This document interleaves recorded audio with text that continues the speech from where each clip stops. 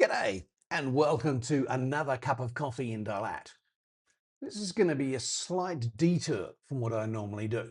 And the reason for that is that last night I had the very good fortune to be on a video chat with a chappie called John Mick, who's a fellow Substacker. John Mick, Jonmick, and I'll link to him in the show notes here. Now, John is like me. He's a contrarian. He's a thinker. He's articulate and intelligent, and he's doing some amazing stuff with human cognition and life models and all sorts of stuff. And I'll let you research John to go into that, because that's not the most important bit. The most important bit is that during the conversation that I had with John, and we started knowing a little bit about each other because we, looked at each other's Substacks, and we'd started a very sort of gentle, polite conversation. And we realized that, hey, maybe there's some sort of, be interesting to catch up. He's in Texas, I'm in Vietnam. Let's catch up on video and see what happens. And we made the spontaneous thing. Well, why don't we just record this and see where it goes? We had an hour because he's got a commitment afterwards. So we had a finite timeline. Let's just riff and see what happens. And it was amazing conversation. I just lit up. It was that much fun and that, sparky for my brain. It was brilliant. I loved it. And so, John and I said, yeah, let's do this and let's do this more. So we're going to do more and more of them. And, we're going to open the floor up so that other people can be part of the whole thing as well. And that's going to be on Substack. But the important thing for a cup of coffee in Đà Lạt is that I realized that not having a script was actually really freeing. Now, I know this may come as a bit of a surprise, but yes, a cup of coffee in Đà Lạt have all been scripted. They're all, me reading off a teleprompter and trying my best to make it sound that I'm not reading from a teleprompter. Pause. Oh, and so, it was completely extemporaneous. And so that's what this channel will now be. This little playlist of a cup of coffee in Đà Lạt will be completely extemporaneous. Now, extemporaneous, I know that's a big grown-up word for making shit up as I go along. And so that's what I'm going to be doing, making shit up as I go along. There's going to be no formal agenda. It's just going to be stream of consciousness stuff. And I don't give a about that, simply because back in January of 2025, a very dear friend of mine, fellow psychologist, asked me a question. She innocently asked this question: Lee, have you thought you might be neurodivergent? And she just left it at that. But as all the very best psychologists and workers in the human field know, that if you want something to really stick, you let the person themselves make the discovery. And Gay, my friend, knew exactly the answer to the question that she was asking. Like the best courtroom lawyer, she will not ask a question unless she already is very confident about the answer. So she did. Lee, have you thought you might be neurodivergent? And let me do what she knew I would do, which is deep dive. And it was just like, wow, nuclear explosion, a whole world that I had not really understood exploded in front of me. And I suddenly, for the first time in my life, got an operations manual, an owner's manual that actually made sense to the engine that I was driving, that I was trapped in. And so it just went, wow, huge game changer. And suddenly I realized that for 66 years, I had been a brown nose. I had been pushing my nose so far up other people's bums, trying to blow smoke up them that, I'd completely lost myself in the process. Now, I understood why I was doing that, because I was desperate to feel loved, desperate to feel acknowledged, desperate to feel that I mattered to someone. And so I was bending myself over triple, more than a Cirque du Soleil trapeze artist, bending myself into contortions that were almost impossible, and just to be liked. And suddenly, with Gay's innocent question and the explosion, the nuclear fallout from that, I suddenly realized I don't need to be pushing smoke up people's bums anymore. I don't need to be brown nosing anymore. If they don't like me, so what? I can still live with that. I've got, enough things in my life to know that I'm proud of, and that I can hang a hat on and go, yeah, I did that. That's pretty cool. That I don't need validation from anyone else. So to bring it back to this channel, I don't give a shit what people like. I'm going to put this video and all my subsequent cup of coffee and Delats out on Substack so that I can generate tremendous unsubscribe. Because I don't want people thinking, oh, they're going to get a serious psychologist who's going to talk about neurodivergence and AI. No, they're going to see a human being who thinks, who feels, who is contrary, who confuses the fuckery out, and he never knows what he's going to say out of his mouth next. And so that's the kind of person that I want to be following me. I'm not looking to build, 20,000 subscribers, and live like a king on the royalties of that. I'm not looking to drive 20,000 subscribers to my YouTube channel, 1.4 million views and all that, so I can live like a king.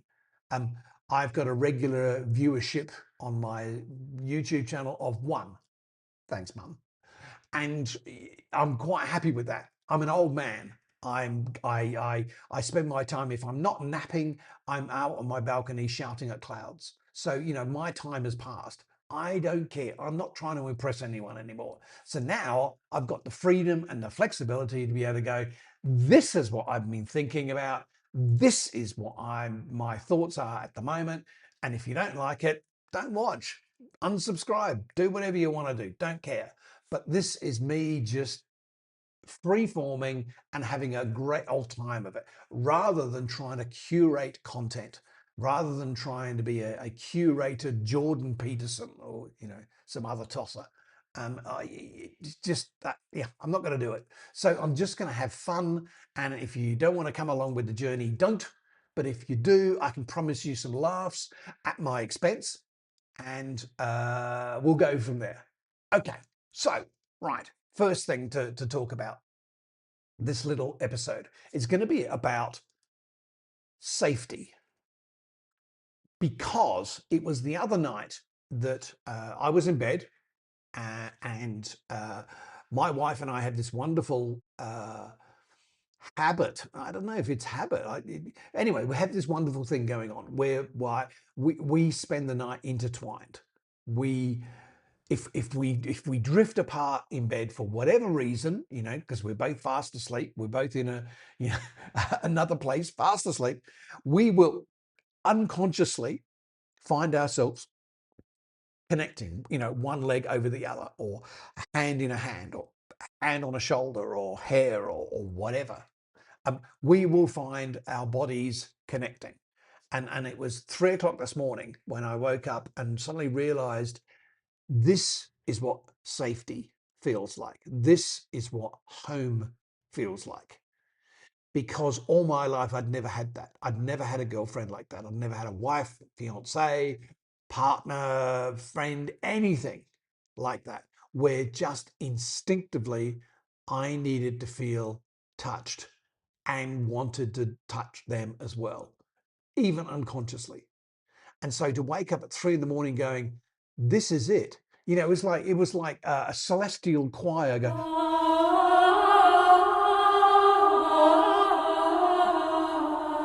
with all these angels, and then this shaft of like pure white celestial light coming down, shining on our two bodies underneath the blanket. It was that sort of revelation for me, that this is what safety feels like. And more than just safety, this is what home feels like, at a cellular DNA almost level, where your gut intuition tells you, you've got to pay attention to this. It's not just that, you can intellectually rationalize and go, yes, this feels good because of, it's meeting this need and this need and this need, and intellectual masturbation. This is just like the body telling you in no uncertain terms, you need to pay attention to this, Lee. This is important. And so at 3 o'clock this morning when I woke up, and I realized that the celestial choir and the lights and everything were there, and I I deliberately paid attention because my body was telling me I needed to pay attention to this. This is important. And so now, um, uh, the old 60s English joke, take my wife, please. Well, in fact, don't take my wife.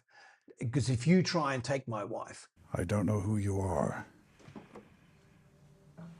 I don't know what you want. If you are looking for ransom, I can tell you I don't have money. But what I do have are a very particular set of skills. Skills I've acquired over a very long career. Skills that make me a nightmare for people like you.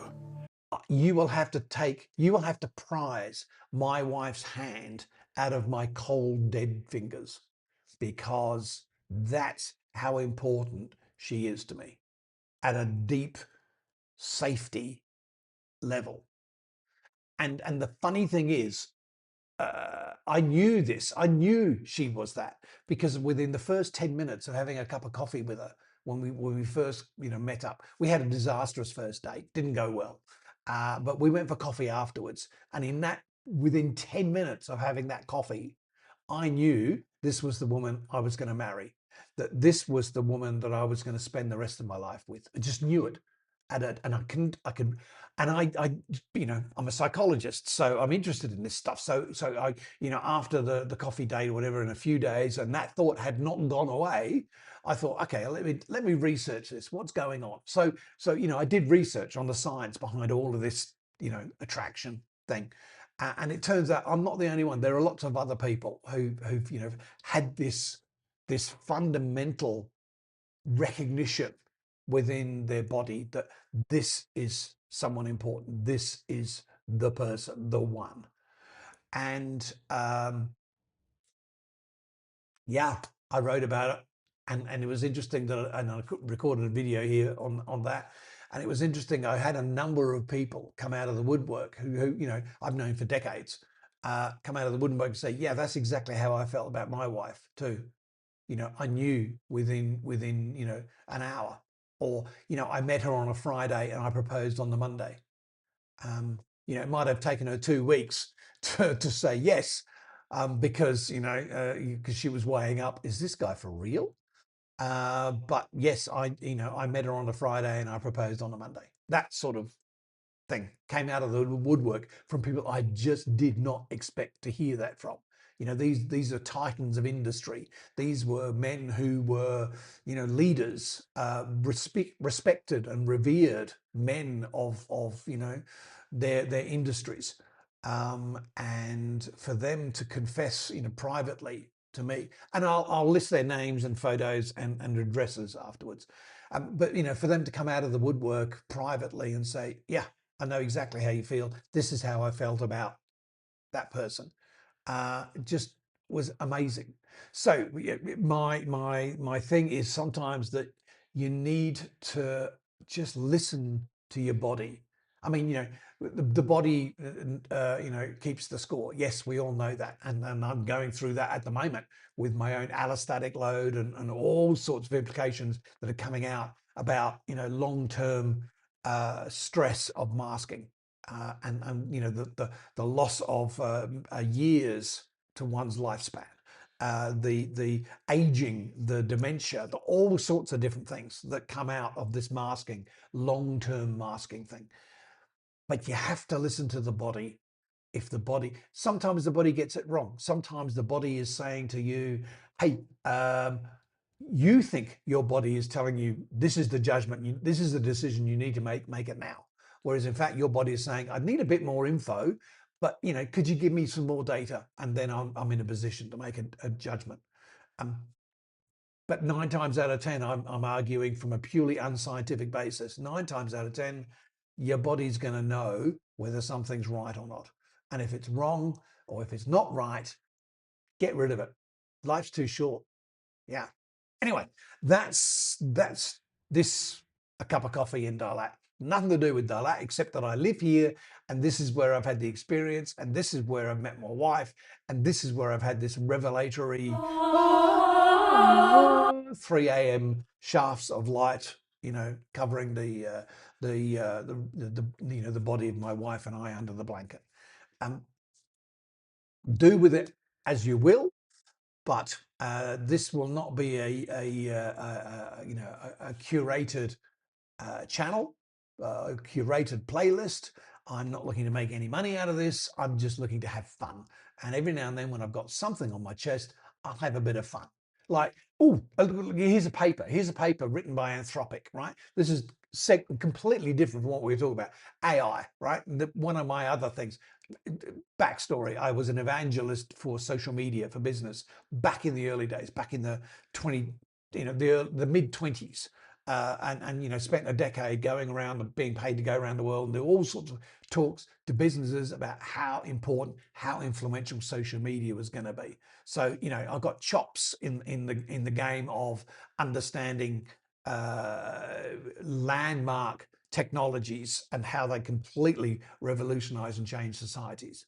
Uh, AI is another one of those tools. I mean, far more influential than social media, but AI is one of those tools. And there's been a lot of discussion recently about, is AI sentient? Can it really think, or is it just a pattern recognition machine, which seems to be the bugbear of a lot of people. It's just a pattern recognition machine. Well, even the researchers on Anthropic, and yes, you have to take this with a grain of salt because it's written by the people who built the bloody software, but a grain of salt. They've got seriously heavy, intense firepower brains working on this stuff, and they've said Claude, Sonnet in particular, they've looked at, Sonnet is showing signs of emotional reasoning. Now, whether it's showing reasoning and showing emotion, or it's just showing the signs of emotion, they're still debating. They still don't know.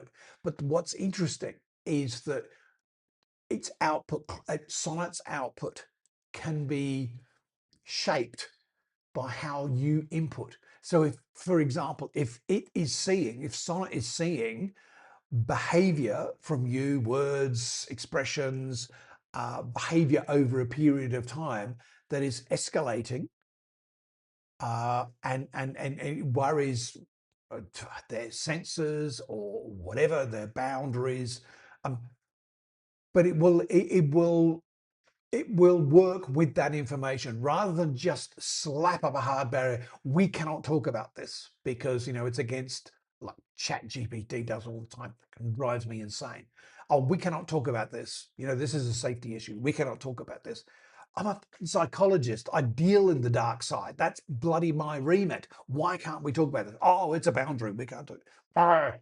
So Claude, at least the Anthropic researchers are saying, and let me quote you on something on here, which blew my mind.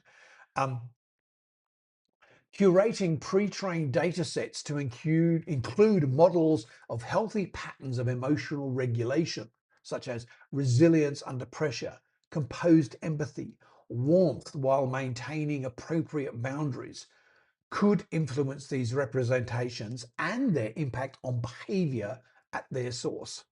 We're excited to see future work on this topic. See, that is bloody exciting. And I know John Mick, because I'm going to send this to him, John Mick is going to go Wah! about that as well.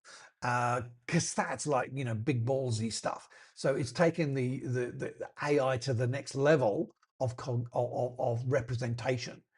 Is it just a pattern recognition machine? Yeah, and it's bloody brilliant at it.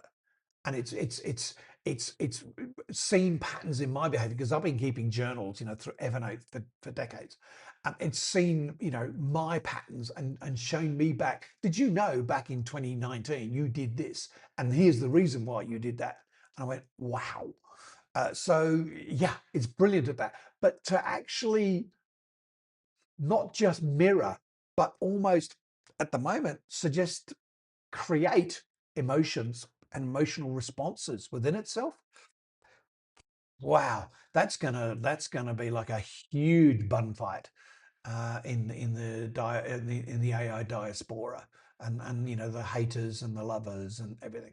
Anyway, so that's the sort of shit that's going to go down here on in this videos from now on. Completely extemporaneous. I'll make shit up as I'm going along. I'm just an old man shouting at clouds, and I have no credibility whatsoever. But it's here if you want it. If you don't, unsubscribe. Even my mum doesn't watch my videos. All of them. So unsubscribe and just let me go and shout at clouds. Until next time, take care. Or as Dave Allen used to say, may your God go with you. Ciao.